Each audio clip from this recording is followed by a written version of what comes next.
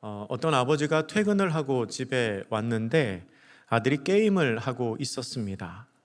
평소 같으면 그만하라고 잔소리를 할 텐데 그날은 밖에서 너무 힘든 일이 있어서 잔소리할 기운도 없어가지고 그냥 게임하는 아들을 보고 있었습니다. 가만히 보는데 그 게임하다가 캐릭터가 죽으면 그 fail이라는 영어 단어가 화면에 나왔습니다. 실패했다는 뜻이죠. 그 단계를 통과하지 못했다는 뜻입니다. 아버지는 그 단어가 나올 때마다 마치 그 단어가 자기를 향해 실패했다고 말하는 것 같아서 기분이 매우 안 좋았습니다. 근데 아들은 게임하다가 이 fail이라는 단어가 나오면 휘죽휘죽 웃으면서 좋아하는 겁니다. 아버지가 몇 번 봤는데 계속 좋아하는 겁니다. 그래서 이해가 안 가서 좀 어이가 없어서 아들에게 물었습니다. 너 저게 무슨 뜻인지 알아? 뭐가 그렇게 좋아? 그랬더니 아들이 이렇게 말했다고 합니다. 알지? 저거는 처음부터 다시 하라는 뜻이야. 아버지는 그 영어 단어를 보면서 실패했구나, 또 죽었구나, 또 통과하지 못했구나 그렇게 생각했는데 아들은 그 단어를 볼 때마다 처음부터 다시 하면 되겠다. 게임을 또 할 수 있겠다라고 생각을 한 겁니다. 그 아들이 정말 fail이라는 단어의 뜻을 알았는지 몰랐는지는 모르겠지만 적어도 게임에 있어서 그 단어는 그 아이에게 실패했다는 의미로 다가오는 게 아니라 다시 한번 시도해보라는 희망이 담긴 단어였습니다. 아마 이후로는 그 아버지에게도 그 단어가 그렇게 보이지 않았을까 싶습니다. 오늘 우리가 함께 읽은 이 에스겔서의 본문은 분명히 이스라엘의 타락과 심판에 관해서 말하고 있는 본문입니다. 이스라엘의 실패를 말하고 있는 본문입니다. 그런데 그 안에 회복의 가능성이 담겨져 있습니다. 분명히 진노의 심판을 말하지만 그 안에 처음부터 다시 시작하시겠다는 하나님의 뜻이 담겨져 있습니다. 오늘 본문 16절에서 하나님께서는 에스겔 선지자에게 이스라엘 족속이 나에게 찌꺼기가 되었다라고 말씀하십니다. 풀무불에서 은을 정제하고 나온 찌꺼기 같다는 겁니다. 이 찌꺼기라는 것은 쓸만하거나 가치가 있는 것을 다 골라낸 나머지입니다. 거꾸로 말하면 아무 곳에도 쓸모가 없는 것들을 모아놓은 것, 그것을 찌꺼기라고 말합니다. 그런데 지금 이스라엘이 딱 그 모양이라는 겁니다.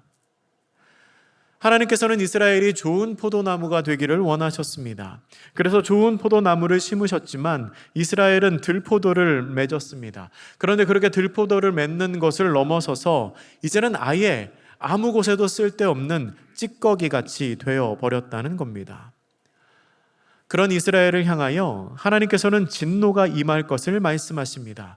오늘 본문의 19절과 20절 말씀 우리 같이 한번 다시 읽겠습니다. 시작. 그러므로 주 여호와께서 이와 같이 말씀하셨느니라. 너희가 다 찌꺼기가 되었은즉 내가 너희를 예루살렘 가운데로 모으고 사람이 은이나 놋이나 쇠나 납이나 주석이나 모아서 풀무불 속에 넣고 불을 붙여 녹이는 것 같이 내가 노여움과 분으로 너희를 모아 거기에 두고 녹이리라. 아멘. 그들의 모습에 실망하시고 분노하신 하나님은 금속을 풀무불에 넣고 강한 불로 녹이는 것과 같이 큰 진노가 너희에게 임하게 될 거라고 말씀을 하십니다. 여러분, 이 말씀은 그 표현만으로도 굉장히 충격적이지만 그런데 그 일이 일어나는 장소가 유대인들에게는 더 충격적이었을 것 같습니다. 그 일이 일어나는 장소가 어디냐면 19절에 나오는 대로 예루살렘에서 그 일이 일어납니다. 내가 너희를 예루살렘 가운데로 모으고 라고 말씀을 하시지요. 유대인들의 인식 속에 예루살렘은 굉장히 특별한 곳이었습니다. 다른 곳과는 구별된 거룩한 성이었습니다. 예루라는 말은 터, 기초라는 뜻을 가지고 있습니다. 그리고 살렘은 평안 혹은 평강이라는 뜻입니다. 뜻을 그대로 풀이하자면 예루살렘은 평화의 기초가 되는 곳입니다. 그래서 일반적으로 평화의 도시라고 이해되었습니다. 역사적으로 예루살렘은 팔레스타인의 제1의 도시였습니다. 그리고 하나님의 거룩한 성전이 있는 이스라엘의 수도가 바로 이 예루살렘이었습니다. 예루살렘은 성경에서 시온성 혹은 다윗성으로 불렸습니다. 하나님의 성, 곧 지존하신 이의 성소, 큰 왕의 성, 신실하신 성읍이라고 불렸으며 하나님께서 친히 이 예루살렘을 향하여 나의 성읍, 그리고 내 거룩한 산이라고 부르실 정도로 아주 각별한 장소가 바로 이 예루살렘입니다. 그런데 그런 예루살렘이, 하나님의 평안, 하나님의 샬롬이 넘치는 곳인 예루살렘이, 거룩한 하나님의 성전이 있고 무너지지 않고 정복되지 않는 성으로 알려진 이 예루살렘이 하나님의 심판의 장소가 된다는 겁니다. 이제는 그곳에 하나님의 진노가 임하며 하나님의 진노의 불이 임하게 될 거라는 겁니다.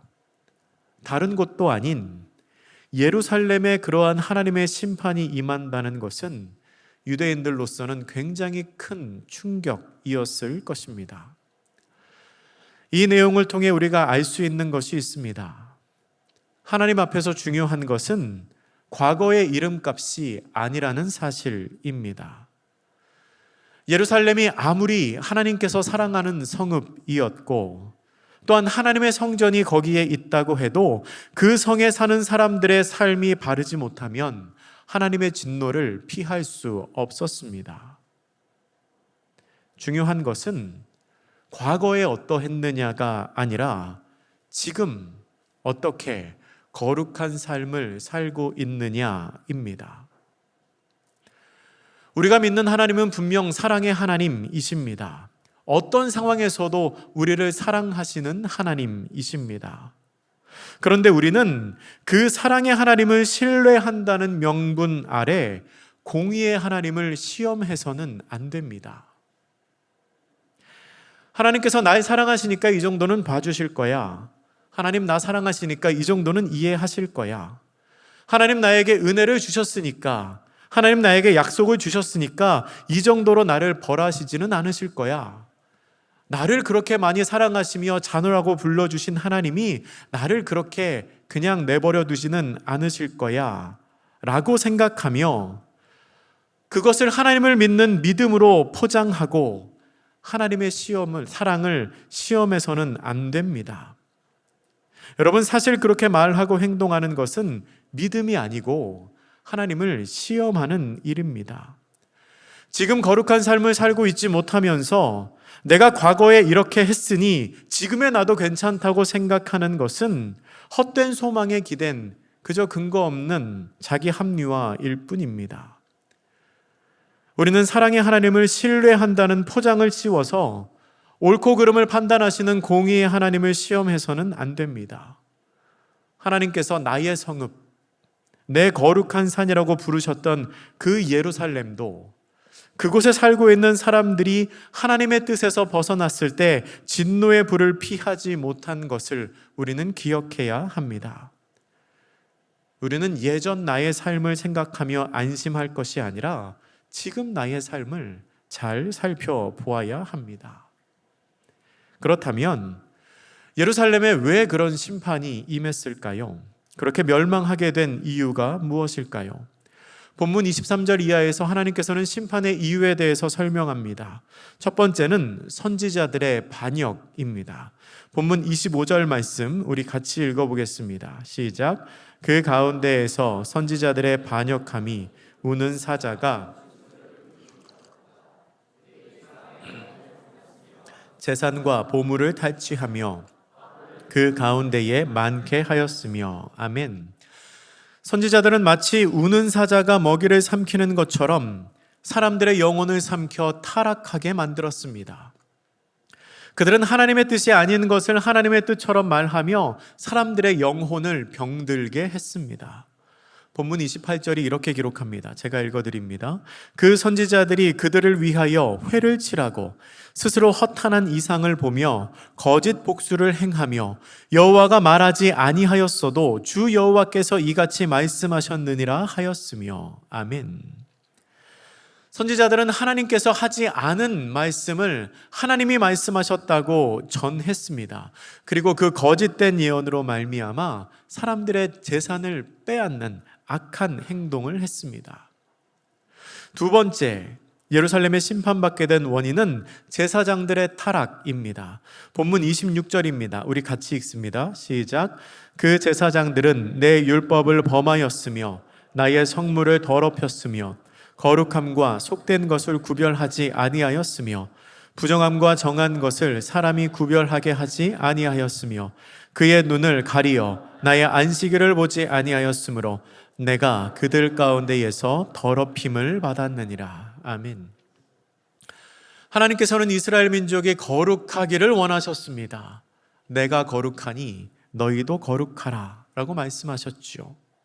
그렇기 때문에 이스라엘에게 거룩한 것과 속된 것, 그리고 전한 것과 부정한 것을 구별하도록 가르쳐야 하는 이 제사장들은 굉장히 특별한 사명을 맡은 사람들이었습니다. 잘 가르쳐야 했습니다. 그리고 먼저 이스라엘의 어떤 사람들보다도 더 거룩한 삶을 살아야 했습니다.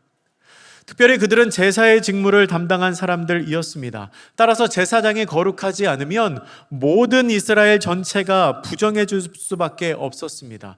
부정한 제사장이 어떻게 사람들을 거룩하게 하는 제사를 제대로 집례할 수 있었겠습니까? 그런데 그런 제사장들이 스스로가 성물을 더럽히면서 거룩한 것과 속된 것을 구별하지 않았습니다. 그 결과 26절 마지막에 보면 하나님께서 더럽힘을 받았다라고 하나님이 말씀하십니다.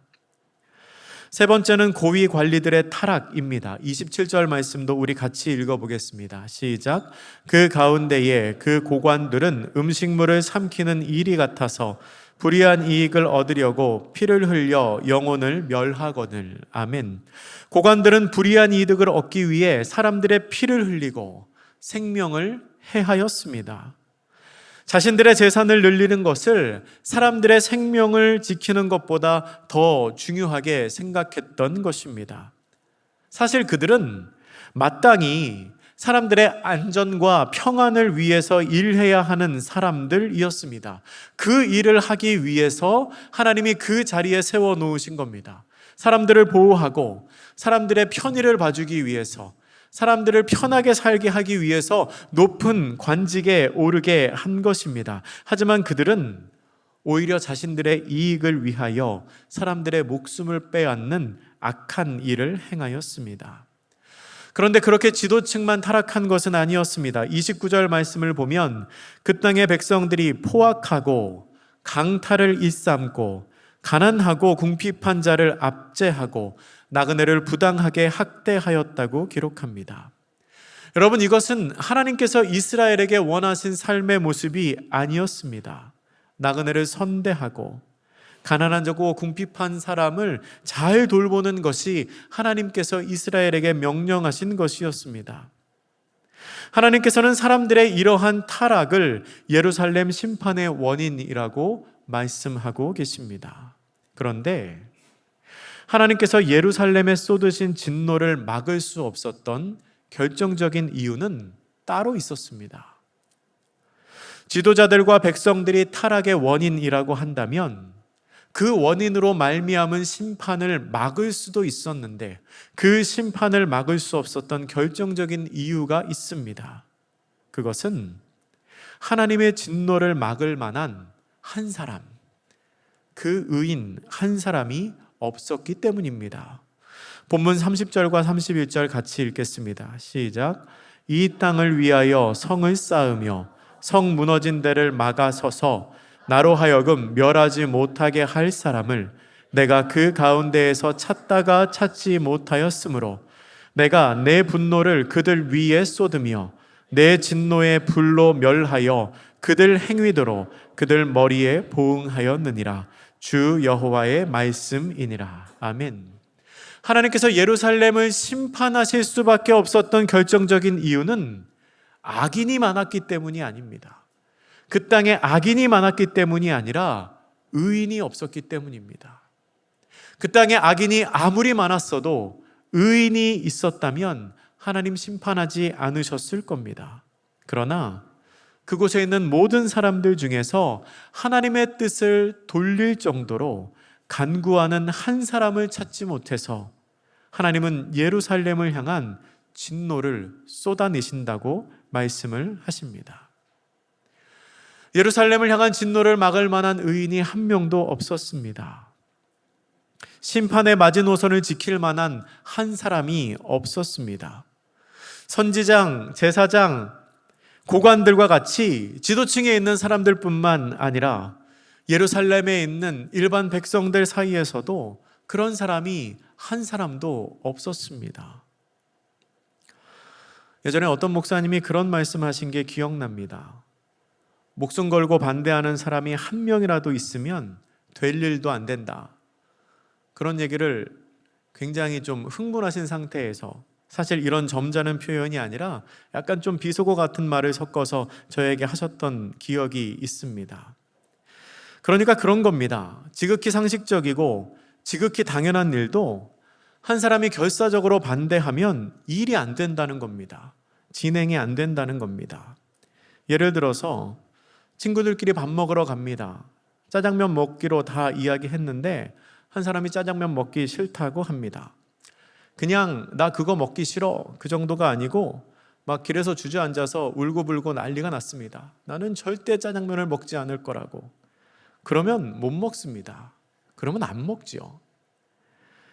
어떤 동아리에서 행사를 진행하기로 했습니다. 다들 회의해가지고 의견이 좋다고 모아서 그렇게 진행하기로 했는데 어떤 한 사람이 결사반대합니다. 그건 절대로 그렇게 할 수가 없다고 말하면서 금식하고 철야하고 머리에 띠두르고 농성하면서 반대합니다. 그러면 어떻게 될까요? 그거 할 수가 없습니다. 물론 그런 방법이 옳은 건 아닙니다. 옳지는 않지만 그렇게 머리 싸매고 들어눕는 한 사람이 있으면 될 일도 안 된다는 겁니다. 근데 여러분, 오늘 본문의 말씀에 의하면 그 이야기가 거꾸로 적용될 수 있습니다. 하나님께서는 오히려 그렇게 집요하게 의를 추구하는 한 사람을 찾고 계십니다. 세상 사람들은 다 각자가 자기가 생각하기에 옳은 모습으로 살아갈 때에도 머리 싸매고 들어눕는 한이 있더라도 나는 하나님의 말씀대로 살겠다. 너희들이 아무리 너희들 눈에 보기에 좋은 대로 선택하고 살더라도 나는 죽는 한이 있어도 하나님 말씀대로 살겠다라고 결단하는 한 사람을 찾으십니다. 오늘 본문 30절의 표현에 의하면 이런 사람이지요. 이 땅을 위하여 성을 쌓으며 성 무너진 데를 막아서서 나로 하여금 멸하지 못하게 할 한 사람. 여러분, 이 한 사람이 괘씸하다는 뜻이 아닙니다. 이미 다 무너진 성벽에 서서 그렇게 바보같이 서 있지 말라는 게 아닙니다. 그 바보 같은 한 사람을 너무나 찾고 싶은데 그 한 사람이 없다는 겁니다. 그 한 사람이 없어서 지금 예루살렘이 망하게 되었다는 겁니다. 하나님이 찾으시는 한 사람은 성이 다 무너졌는데도 거기를 몸으로 막아서서 버티는 사람입니다. 그런데 그 한 사람을 하나님은 에스겔의 시대뿐만 아니라 지금도 찾으십니다. 바라기는 우리 각 사람이 하나님이 그렇게 찾으시는 한 사람이 되기를 축복합니다. 여러분, 우리가 기억해야 할 한 가지 사실이 있습니다. 하나님께서는 어떤 상황에서도 하나님의 사람을 포기하지 않으신다는 사실입니다. 하나님은 이스라엘을 향한 심판을 선언하시지만 또한 처음에 말씀드린 것처럼 회복의 가능성을 이야기하십니다. 다시 오늘 본문의 처음으로 돌아가서 19절과 20절 말씀 우리 같이 한번 읽어보겠습니다. 19절 20절입니다. 시작. 그러므로 주 여호와께서 이와 같이 말씀하셨느니라. 너희가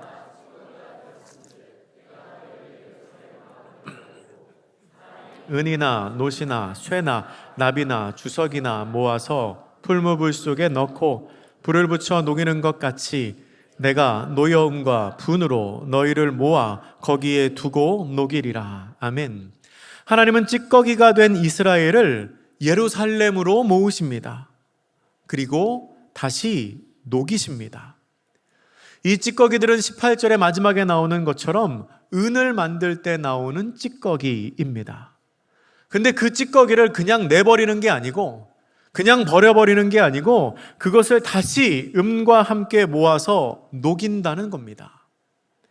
여러분, 이것은 첫째로 하나님의 진노를 피할 사람이 아무것도 없다는 것을 의미합니다. 다 녹아집니다. 찌꺼기들도 녹아집니다. 예외는 없습니다. 모두가 다 녹습니다. 그리고 두 번째로 하나님께서 다시 한번 은을 정제하는 재련의 과정을 시작하신다는 의미입니다. 노여움과 분으로 그들을 모아서 거기에 두고 녹이시는데 하나님은 그 녹이는 과정을 통해서 다시 한번 순수한 은이 나오는 것을 기대하신다는 겁니다. 그 재련의 과정을 통해서 이스라엘이 다시 한번 은이 되기를 원하신다는 겁니다. 지금은 찌꺼기 같은 실패자일지 몰라도 완전히 녹아질 때 이게 찌꺼기인지 이게 주석인지 이게 납인지 구분할 수 없을 정도로 완전히 녹아질 때 그 안에 처음부터 다시 시작할 수 있는 희망이 생깁니다. 그 재련의 과정을 통하여 하나님은 그 한 사람 찾기를 원하십니다.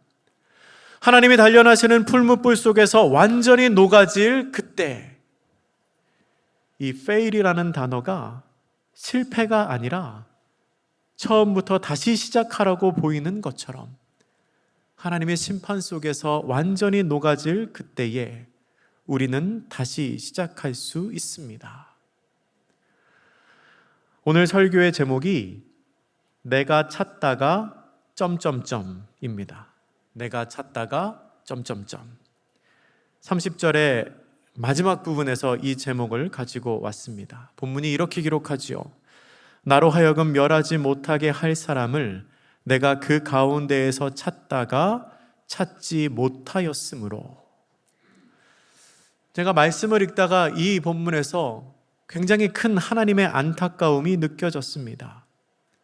이 말씀이, 이 30절 말씀이 내가 찾다가 찾지 못하였으므로 내가 내 분노를 그들 위에 쏟았다. 이게 아니라 내가 찾다가 찾아내었으므로 진노의 불을 내리지 아니하였다가 되면 얼마나 좋을까요? 특별히 이 시대에 하나님의 말씀을 다시 쓴다면 내가 찾다가 대전 도안교회에서 찾았으므로가 되면 얼마나 감사할까요? 내가 찾다가 대전 도안교회에서 많이 찾았으므로가 되면 더 많이 좋겠지요. 여러분, 하나님께서 그 한 사람을 찾으십니다. 이 땅을 위하여 성을 쌓으며 성 무너진 데를 막아서서 나로 하여금 멸하지 못하게 할 한 사람. 그렇게 고집스러운 신앙인을 하나님께서 우리 중에서 찾으시기를 주님의 이름으로 축복합니다. 기도하겠습니다.